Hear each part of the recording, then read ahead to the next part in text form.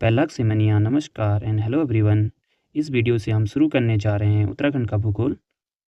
इस वीडियो में हम उत्तराखंड की भौगोलिक स्थिति, हिमालय का निर्माण कैसे हुआ और भौगोलिक संरचना के बारे में जानेंगे।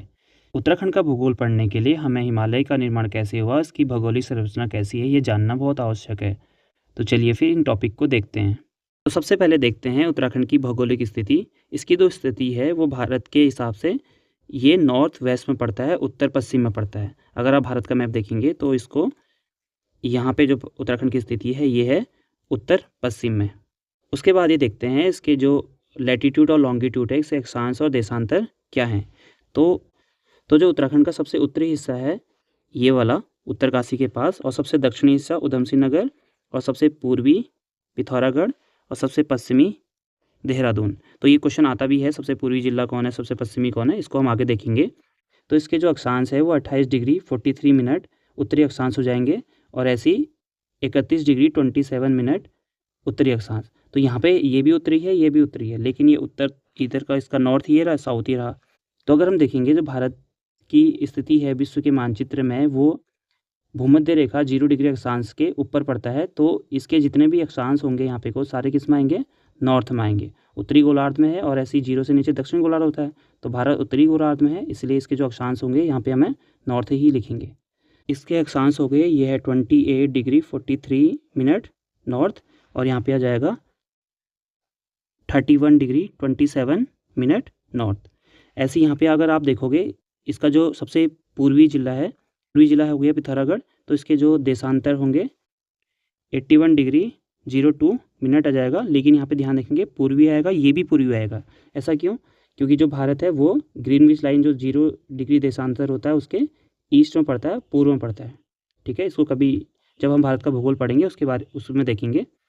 तो ये रहे इसके कोऑर्डिनेट्स, अक्षांश वाले और देशांतर वाले। हो सकता है MCQ टाइप क्वेश्चन में ये पूछ ले जाएँ। तो हमें उत्तराखंड के लोकेशन में क्या ध्यान रखना है, ये उत्तर पश्चिम में है भारत के, और इसके जो अक्षांश के कोऑर्डिनेट है और देशांतर के कोऑर्डिनेट है वो हमें याद होने चाहिए। तो अब हम ये देखेंगे उत्तराखंड की सीमाएं किन राज्यों के साथ और किन देशों के साथ लगती है। तो अगर हम इसकी अंतर्राष्ट्रीय सीमा देखें तो ये लगती है चीन के साथ और नेपाल के साथ, और ये टोटल अगर इसकी लेंथ देखा जाए ये है 625 किलोमीटर। ध्यान रखेंगे जो इसकी अंतर्राष्ट्रीय सीमा है वो है 625 किलोमीटर, जिसमें से 350 किलोमीटर जो इसकी सीमा की लेंथ है वो है चाइना के साथ, और बची हुई जो लेंथ होगी 275 आ जाएगा, वो होगी नेपाल के साथ।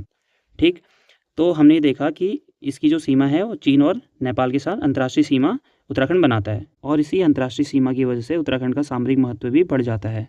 चीन के साथ हमारे 3 जो ज़िले हैं वो बॉर्डर लगाते हैं, पिथौरागढ़, चमोली और उत्तरकाशी। तो जो पिथौरागढ़ की सीमा रेखा है वो सबसे ज़्यादा है। अगर पूछेगा सबसे ज़्यादा सीमा रेखा वाला ज़िला कौन सा है चाइना के साथ, तो वो हो जाएगा पिथौरागढ़, और सबसे कम उत्तरकाशी। तो 3 ऐसे ज़िले हैं जो चाइना के साथ बॉर्डर बनाते हैं, वो हैं चमोली, उत्तरकाशी और पिथौरागढ़। तो अब देखते हैं नेपाल के साथ कौन कौन से ज़िले जो हमारे हैं वो सीमा लगाते हैं। सबसे पहले पिथौरागढ़, और फिर यहाँ पे चंपावत आ जाएगा, और यहाँ पे उधम सिंह नगर। तो ये जो बॉर्डर लाइन है जो काली नदी के द्वारा ही विभाजित होती है, तो पिथौरागढ़, चंपावत और उधम सिंह नगर नेपाल के साथ बॉर्डर बनाता है, जिसमें से पिथौरागढ़ की लेंथ सबसे ज़्यादा होगी, लंबाई सबसे ज़्यादा होगी, और फिर चंपावत आ जाएगा, और उधम सिंह नगर सबसे कम। तो नेपाल के केस में पिथौरागढ़ सबसे बड़ा बॉर्डर बनाता है, और उधम सिंह नगर सबसे छोटा बॉर्डर बनाता है। तो यहाँ हम देख पा रहे हैं कि जो पिथौरागढ़ है वो नेपाल के साथ भी और चाइना के साथ भी बॉर्डर बना रहा है। ठीक है, तो ये ध्यान रखेंगे जो पिथौरागढ़ है वो चाइना के साथ और नेपाल के साथ दोनों के साथ बॉर्डर बना रहा है। अभी देखते हैं कि उत्तराखंड किन किन राज्यों के साथ बॉर्डर बनाता है। तो इसके जो वेस्ट में है, पश्चिम में वो हिमाचल प्रदेश हो जाएगा, और साउथ में यूपी हो जाएगा। ठीक है, ये वाला भी पार्ट अगर आप इधर भी अगर वेस्ट देखें तो ये भी हमारे पास क्या हो जाएगा, साउथ वेस्ट अगर बोलें ये भी यूपी ही है। तो अगर हम इस उत्तराखंड के यहाँ पे देखते हैं कौन कौन से डिस्ट्रिक्ट हैं, तो ये देहरादून है, ये हरिद्वार, पौड़ी गढ़वाल, उधम सिंह नगर, ये है नैनीताल। तो किस किस का कौन कौन ऐसे ज़िले हैं जो यूपी के साथ बॉर्डर बनाते हैं। सबसे पहले हो जाएगा उधम सिंह नगर, और उधम सिंह नगर का ही सबसे बड़ा लेंथ भी यूपी के साथ है। फिर हो जाएगा नैनीताल, और नैनीताल का सबसे छोटा भी है। फिर पौड़ी गढ़वाल, फिर ऐसी हरिद्वार, और यहाँ पे देहरादून। तो आपको ये ध्यान रखना है कितने जिले हो गए फिर? 1 2 3 4 और 5। तो 5 जिले यूपी के साथ बॉर्डर बनाते हैं। और सबसे बड़ा कौन बनाता है? उधम सिंह नगर। और सबसे छोटा नैनीताल। ठीक है। अब देखते हैं हिमाचल प्रदेश के साथ। हिमाचल प्रदेश के साथ 2 डिस्ट्रिक्ट हैं जो बॉर्डर बनाते हैं, एक है उत्तरकाशी और एक है देहरादून। और सबसे ज़्यादा बॉर्डर बनाएगा लेंथ के वाइज उत्तरकाशी और सबसे छोटा देहरादून। टॉन्स रिवर होगी और यहाँ से यमुना रिवर, इनके बीच में क्या बनाती है? बॉर्डर बनाती है। तो अब देख लेते हैं, यहाँ पे कुछ क्वेश्चंस हैं जो इम्पोर्टेंट हो जाते हैं। अंतर्राष्ट्रीय सीमा वाले ज़िले कौन कौन से हो गए? कितने ज़िले हैं? टोटल 5 हैं।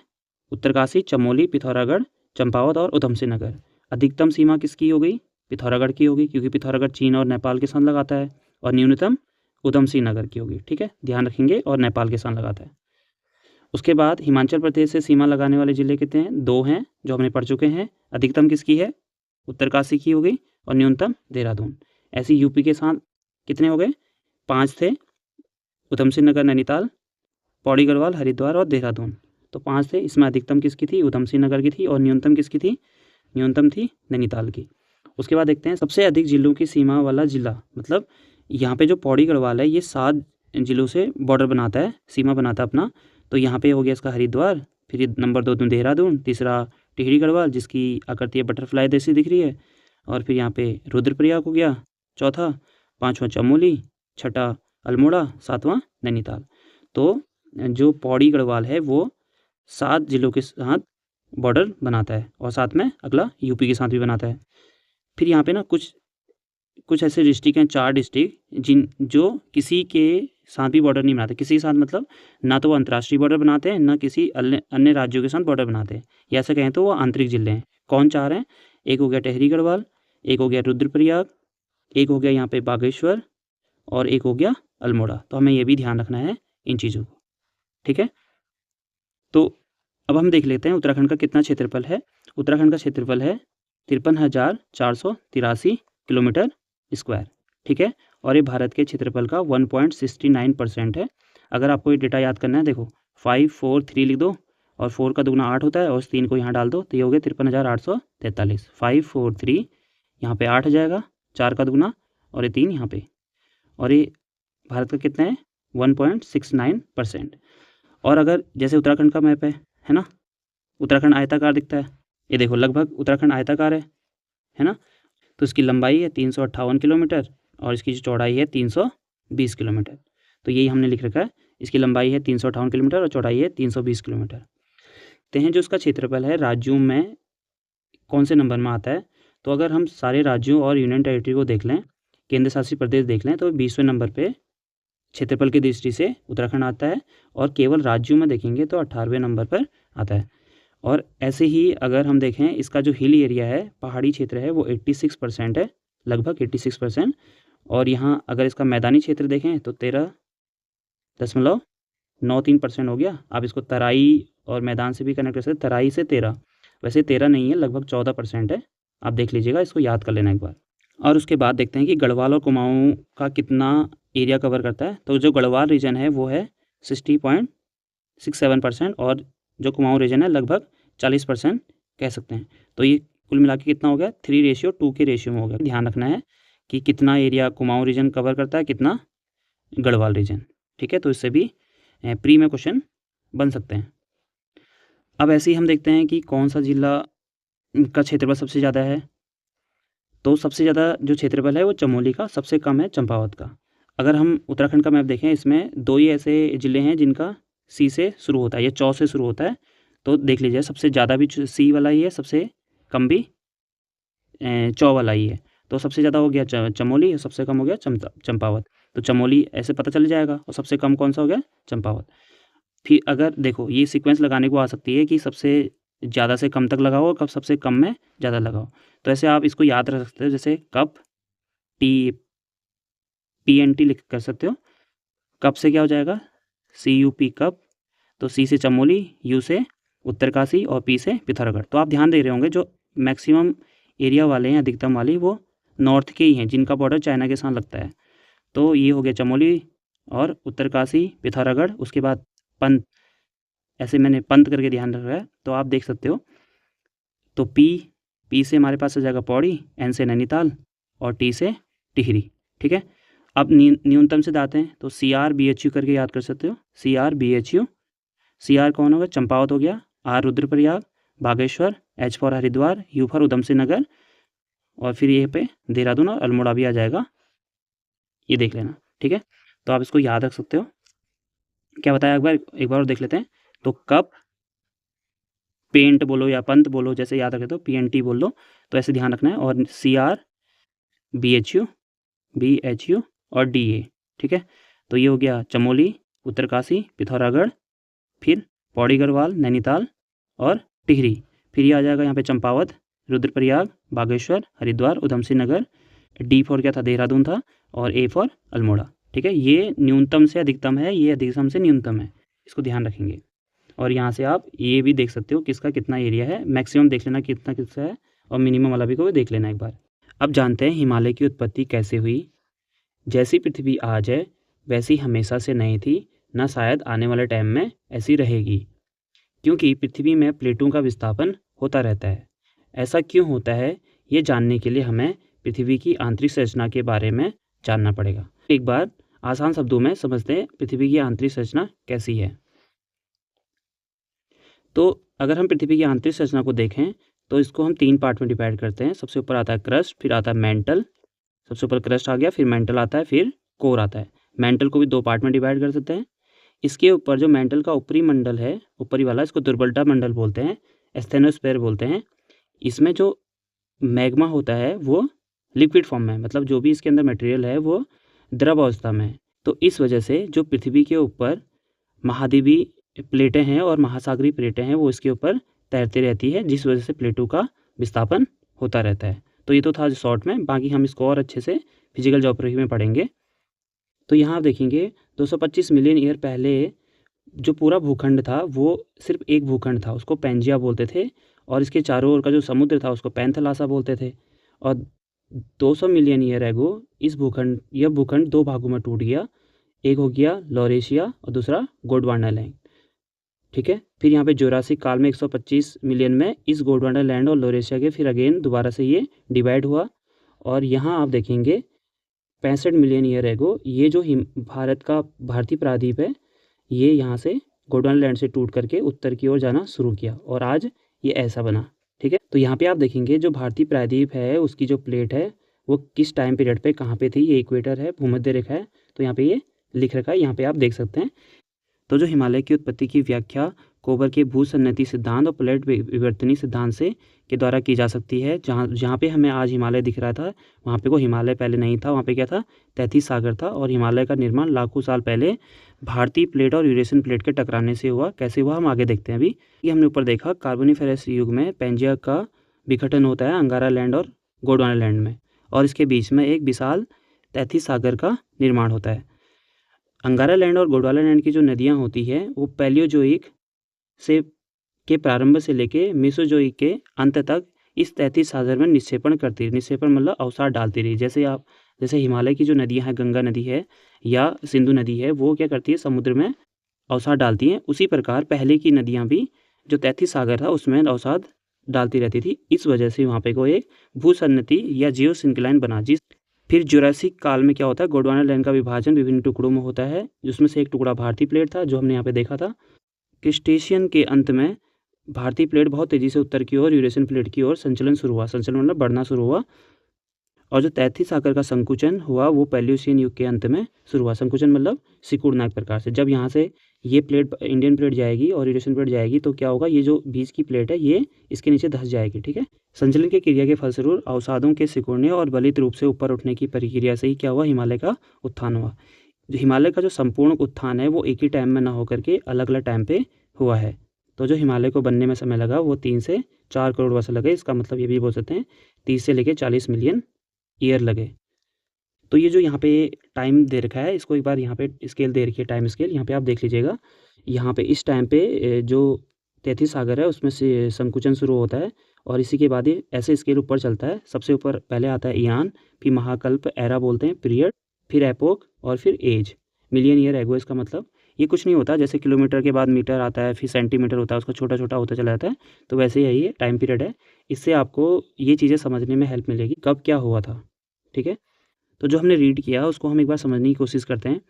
हमने देखा 60 मिलियन ईयर एगो जो इंडियन प्लेट थी यूरेशियन प्लेट या एशियन प्लेट की तरफ बढ़ना शुरू होती है, ठीक है ना। इसके बीच में 33 सागर होता है और हमने ये भी देखा था कि इसमें लाखों सालों तक इसमें डिपॉजिट हो रहा था तब की नदियों से 33 सागर में, ठीक। और इसकी वजह से यहाँ पे अवसाद जमा हो गया इस सागर में और एक भूसन्नति बन गई, जियोसिंक्लाइन बन गया। तो जैसे जैसे ये नदी का आएगा, ये जो प्लेट है ये ओशन प्लेट है और ये कॉन्टिनेंटल प्लेट है। ओशन मतलब महासागरीय प्लेट है और ये कौन सी है, महाद्वीपीय प्लेट है। तो जब भी कोई ओशन प्लेट कॉन्टिनेंटल प्लेट से टकराती है या उसकी तरफ अभिसरण होती है या कन्वर्जेंट होती है, तो उस केस में क्या होता है, जो ओशन प्लेट होती है वो महासागरीय प्लेट के नीचे धंस जाती है। कारण क्या है, क्योंकि जो ओशन प्लेट होती है उसका घनत्व ज़्यादा होता है, बेसाल्ट रॉक होते हैं उसमें, उसका घनत्व ज़्यादा होता है, तो इस वजह से वो नीचे धंस जाती है। तो सेम यहाँ भी होता है कि जो ये प्लेट होती है ओशन प्लेट, ये इस यूरेशियन प्लेट के नीचे धंस जाती है और जैसे ही ये प्लेट इसके नीचे धंसती है तो ये जो यूरेशियन प्लेट होती है, एशियन प्लेट होती है, इसका थोड़ा सा ये उड़ जाती है और इसी को हम आज तिब्बत का पठार बोलते हैं। और जैसे जैसे ये ओशन प्लेट कॉन्टिनेंटल प्लेट के नीचे धंसेगी तो हमें पता है कि इसके नीचे क्या होता है, मैग्मा होता है, गर्म मैग्मा होता है, तो यहाँ पे ये पिघल जाएगी। अब यहाँ पे कोई स्पेस तो है नहीं, तो जब भी ऐसा होता है, तो जब भी ओशन प्लेट और कॉन्टिनेंटल प्लेट एक साथ आती हैं तो धंसती हैं, तो वहाँ पे हमें दिखेंगे ज्वालामुखी पर्वत दिखेंगे। तो यहाँ भी ऐसे ही ज्वालामुखी उद्गार होता है, तो हम देखेंगे बहुत सारे यहाँ पे ट्रांस हिमालय के जो पर्वत है वो ज्वालामुखी, उन पर चट्टानें मिली हैं। तो जैसे जैसे ये नदी का आएगा, इसमें डिपॉजिट है तो ये उठना शुरू होगा। कौन नदी का आ रहा है, इंडियन प्लेट यूरेशियन या एशियन प्लेट के पास आएगी तो इसमें ये ऊपर उठना शुरू हो जाएंगे। और एक टाइम ऐसा आएगा जब ये ओशन प्लेट पूरी तरह से समाप्त हो जाएगी और दोनों ये जो प्लेट है, इंडियन प्लेट और एशियन प्लेट, एक साथ आ जाएंगे। अब ये इसलिए नहीं धंस रही हैं क्योंकि इन दोनों में क्या है, इन दोनों का घनत्व सेम है। तो यहाँ पे हमारे पास हिमालय के ऊंचे ऊंचे पर्वत मिलेंगे। तो यहाँ पे कोई दो टाइप के क्वेश्चन बनते हैं। क्या यहाँ पे हिमालय पर्वत में ज्वालामुखी पर्वत है? नहीं है, ये वलित पर्वत। वलित क्यों है? क्योंकि ये यहाँ पे जो अवसाद था वही जैसे हम ऐसे देखेंगे। आप एक पेज को पकड़ के ऐसा प्रैक्टिकल करना है तो एक पेज को पकड़ो, यहाँ से इसको रोक लो और इससे अगर इसको प्रेस करोगे तो यहाँ पे फोल्ड माउंटेन बनेंगे, फोल्ड बन जाएगा, मतलब उसी प्रकार से यहाँ पे फोल्ड माउंटेन बनते हैं, है ना। और कभी भी जब कॉन्टिनेंटल प्लेट महाद्वीपीय प्लेट से टकराती है, वहाँ पे कभी भी ज्वालामुखी पर्वत नहीं बनते। और दूसरी बात, हिमालय पर्वत बहुत ऊंचे हैं। कारण इसका है क्योंकि इनमें 2 बार कन्वर्जेंस हुआ है, 2 बार अभिसरण होता है। एक बार ओशन प्लेट कॉन्टिनेंटल प्लेट से टकराई है, मतलब महासागरीय प्लेट महाद्वीपीय प्लेट से टकराई है, ये वाली है, और एक बार दोबारा ये टकराई। जैसे एक बार इसकी हाइट बढ़ गई, अगर इसको और नज़दीक लेके आएँ तो ये इसकी हाइट यहाँ पे हिमालय बन गया, और दोबारा और नज़दीक आएगा तो इनकी हाइट और बढ़ जाएगी। आई होप आपको ये समझ आया होगा।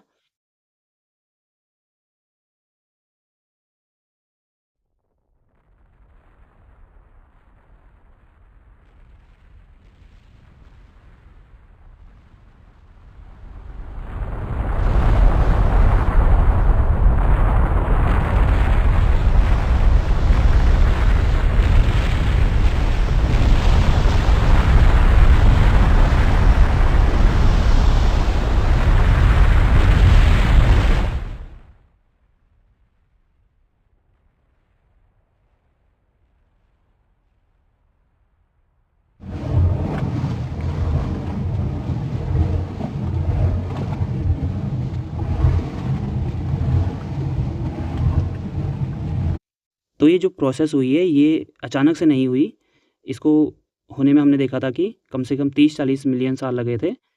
उसी चीज़ को यहाँ पे लिख रखा है, जैसे चरणवल में ट्रांस हिमालय बनता है जो 55 से 35 मिलियन ईयर पूर्व बनता है। यहाँ पे अगर स्केल देखोगे, ये यहाँ से आपको पता चल जाएगा, ये स्केल लिख रखे हैं, इसके अकॉर्डिंग यहाँ पे देख लीजिएगा। इसकी PDF मैं टेलीग्राम में डाल दूँगा, आप उससे डाउनलोड कर लेना।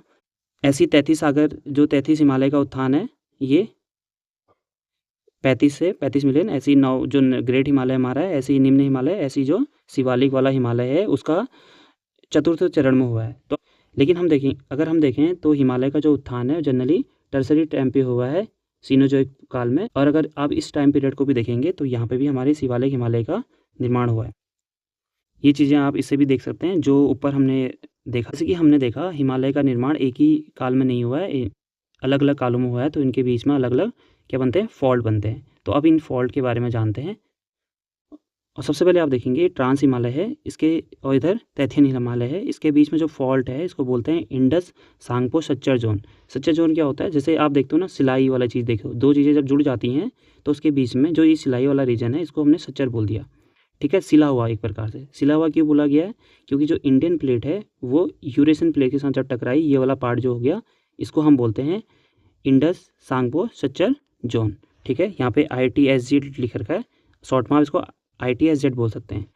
इसी सच्चर जोन में अगर आप देखोगे ये इंडियन प्लेट हो गया, ये यूरेशियन प्लेट हो गया, तो ये जो टकराई इसके बीच में ये जोन बना। और इसी में आप देखोगे इधर को अगर आप देखोगे सिंधु नदी बहती है, उधर सांगपो रिवर या ब्रह्मपुत्र नदी बहती है, इसी वजह से इसका नाम ये पड़ रखा है।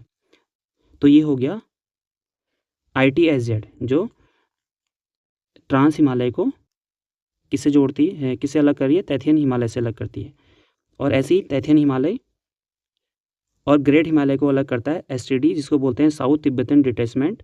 ये आप यहाँ देख सकते हैं, इसको आप गूगल से भी डाउनलोड कर सकते हैं, विकीपीडिया में मिल जाएगा आपको, या अलग अलग हिमालय जर्नल जो होते हैं वहाँ भी मिल जाएगा।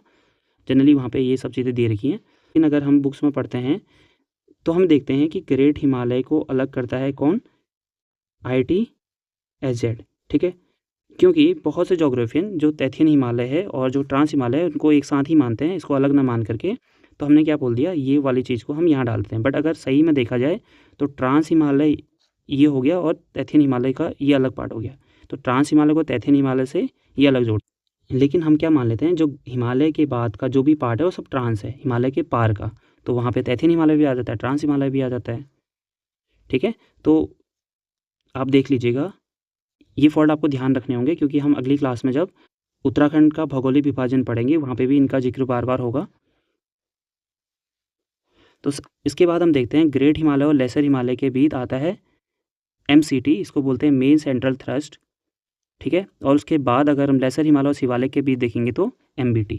ऐसे ही अगर हम शिवालिक और इंडो गैनेटिक प्लेट जो हमारा गंगा का मैदान है उसके बीच में देखेंगे तो वो है हिमालयन फ्रंटल फॉल्ट, जिसको मेन फ्रंटल थ्रस्ट भी बोलते हैं, ठीक है। तो इन्हीं फॉल्ट की वजह से दून वैली का निर्माण, कश्मीर वैली का निर्माण हुआ है।